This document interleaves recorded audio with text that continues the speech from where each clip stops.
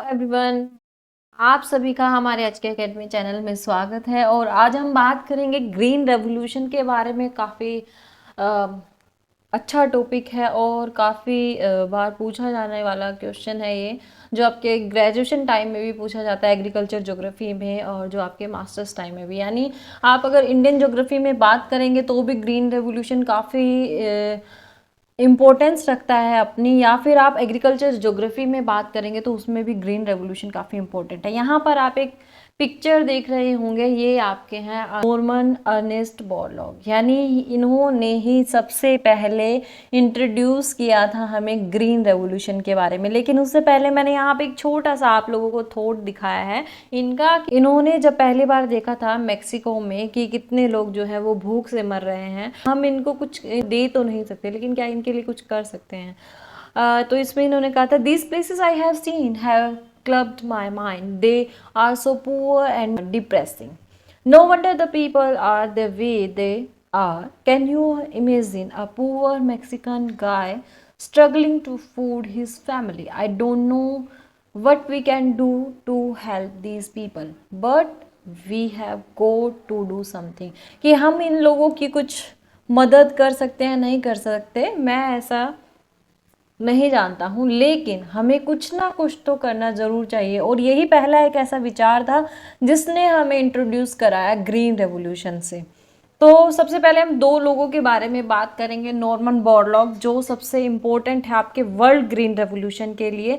तो सबसे पहले जो वर्ल्ड में आपका ग्रीन रेवोल्यूशन का विचार लाए थे वो कौन थे? आपके नॉर्मन बोरलॉग थे। नॉर्मन बोरलॉग को नोबेल पीस का प्राइज भी मिला था, यानी नोबेल पुरस्कार विजेता रहे हैं। 1970s में मिला था इन्हें। और हाइल्ड वैरायटी जो सीड्स इन्होंने बनाए थे उसके ऊपर इन्होंने कितने लाखों लोगों को हंगर से बचाया था, इसीलिए इनको नोबेल प्राइज दिया गया था।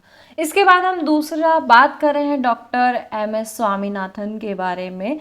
इनका सबसे इम्पोर्टेंस रहा है इंडिया के ग्रीन रेवोल्यूशन में।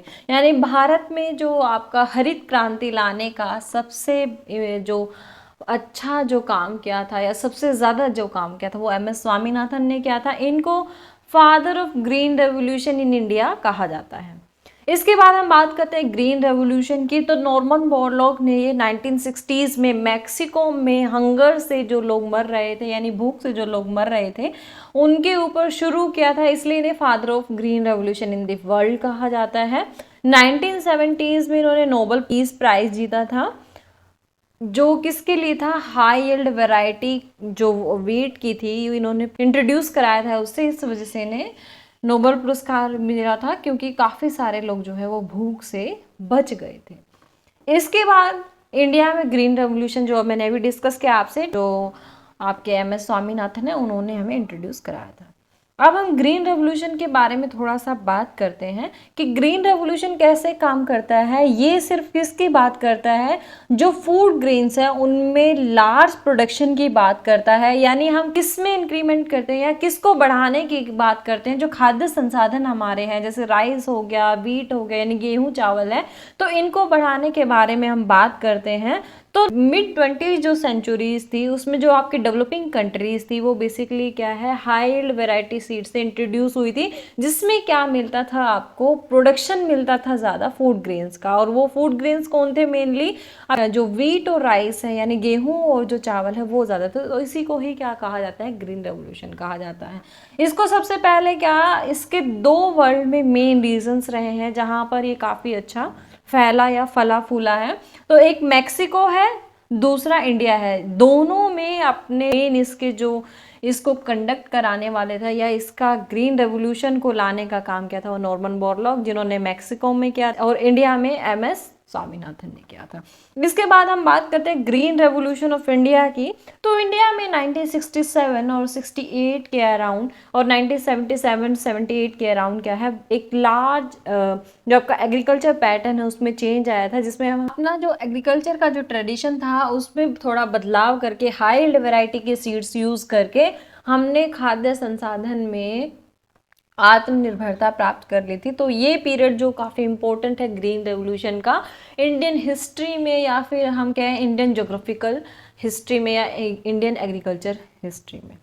इसके बाद हम बात करते हैं objective of green revolution. Bharat में दो तरीके के ऑब्जेक्टिव्स रखे गए हैं, एक शॉर्ट टर्म होता है और एक लॉन्ग टर्म। शॉर्ट टर्म जो है वो हमारे 5 ईयर प्लान से जुड़े हुए हैं, और ये 5 ईयर प्लान्स में हम बेसिकली क्या देखते हैं कि जो लोग हंगर से मर रहे थे पहले उनको बचाया जाए। तो ये हमारा शॉर्ट टर्म पीरियड का ऑब्जेक्टिव था कि 5 ईयर प्लान में हम सिर्फ उन लोगों पर ध्यान देंगे जो हंगर से पीड़ित हैं और उनको खाद्य संसाधन प्रोवाइड कराएंगे। इसके बाद लॉन्ग टर्म जो आपका ऑब्जेक्टिव है वो जुड़ा हुआ है ग्लोबलाइजेशन से। ग्लोबलाइजेशन से कैसे जुड़ा हुआ है? क्योंकि जितना भी हमने सरप्लस प्रोडक्शन हमारा बनाया एग्रीकल्चर में, जितना हमारा खाद्य संसाधन में हम आत्मनिर्भर हुए, इसके बाद हमने वर्ल्ड मार्केट से जुड़ना शुरू कर दिया, और ये इसका लॉन्ग टाइम जो ऑब्जेक्टिव था या लॉन्ग टर्म ऑब्जेक्टिव यही था एग्रीकल्चर का, कि आपके जो एग्रीकल्चर है उस एग्रीकल्चर को ग्लोबलाइजेशन के साथ जोड़कर ग्लोबल एग्रीकल्चर बनाया जाए। यानी हम विदेशों से क्या है, जहाँ पर डिमांड एंड सप्लाई वाला जो रूल है कि जहाँ पर डिमांड है वहाँ पर क्या है, जहाँ से सरप्लस वैल्यू है वहाँ से मंगा लिया जाए। तो इस तरीके से एग्रीकल्चर को क्या किया गया, वर्ल्ड सिस्टम से जोड़ दिया गया। इसके बाद ऑब्जेक्टिव ऑफ ग्रीन रेवोल्यूशन में एम्प्लॉयमेंट को इंक्रीज करना था। यानी कैसे कि जैसे ही हमने एग्रीकल्चर में हाइल्ड वैरायटी के सीड्स यूज़ करे, वो फसलें जल्दी पककर तैयार होने वाली थी, इसलिए हमने क्या है 2 सिस्टम या फिर डबल क्रॉपिंग पैटर्न शुरू किया। एक साल में हम 2 फसलें लेने लग गए तो अधिक फसल पैदावार। और दूसरा क्या है कि एक साल में जब एक ही फसल किसान ले रहा था तो अब 2 फसल ले रहा है, तो उसके लिए ज़्यादा एम्प्लॉयमेंट चाहिए। इसके साथ साथ क्या है कि आपका इंडस्ट्रियल जो सेक्टर है उसमें भी इसमें वृद्धि हुई थी। हम आगे बात करेंगे इंडस्ट्रियल सेक्टर की इसमें। तो इसमें भी हमने क्या किया, इंडस्ट्रियल सेक्टर में भी वर्कर्स की डिमांड बढ़ी और वहाँ पर भी एम्प्लॉयमेंट बढ़ गया। साइंटिफिक स्टडीज़ की बात करते हैं तो ग्रीन रेवोल्यूशन का ये भी मेन ऑब्जेक्टिव था कि जितना भी एग्रीकल्चर आपका आगे किया जाए वो किसके बेसिस पर किया जाए, साइंटिफिक स्टडीज़ के बेसिस पे किया जाए, जिसमें आपके जो हाई यील्ड वैरायटी के सीड्स थे यानी उच्च उत्पादकता वाले जो बीज थे उनकी खोज करना, इसके साथ साथ नए नए जो यंत्रीकरण है उनकी खोज करना। तो ये सब एक तरीके से आपकी जो एग्रीकल्चर है उसको साइंटिफिकली जोड़ना इसका मेन काम था। इसमें ये भी देखना था कि सोइल का टेक्सचर कैसा है, सोइल की टाइम पर या फिर थोड़े थोड़े समय में जांच करते रहना, कौन से मिनरल्स चाहिए, कौन से फर्टिलाइजर्स चाहिए, कौन से पेस्टिसाइड्स चाहिए, इन सब की जानकारी देना, इन सब से जोड़ना किसानों को एक मेन ऑब्जेक्टिव था ग्रीन रेवोल्यूशन का। यहाँ पर फिर से वही बात करते हैं ग्लोबलाइजेशन ऑफ द एग्रीकल्चर। अब ग्लोबलाइजेशन हमने क्या किया कि जितना भी हमारा वर्ल्ड मार्केट था एग्रीकल्चर प्रोडक्शन में उसको हमने एक दूसरे से जोड़ दिया। यानी आप देखोगे जो प्रेरीज है, जो पंपास है, टाउन्स है, तो ऐसे काफ़ी सारे रीजंस है जहाँ पर क्या है डिमांड इतनी नहीं है लेकिन यहाँ पर सरप्लस वैल्यू जो है वो काफ़ी ज़्यादा है। तो यहाँ से एक्सपोर्ट करके जहाँ पर डिमांड है और उनके पास परचेजिंग पावर है तो वहाँ पर क्या है आपका इस प्रोडक्शन को भेजना। तो ये क्या था, एक ग्लोबलाइजेशन का कॉन्सेप्ट है जिसमें हम विश्व की जो अर्थव्यवस्था है उससे जुड़ते हैं। तो ये ग्लोबलाइजेशन का जो ये कॉन्सेप्ट है ये एग्रीकल्चर वर्ल्ड में जुड़ना शुरू हो गया आपका ग्रीन रेवोल्यूशन के टाइम से।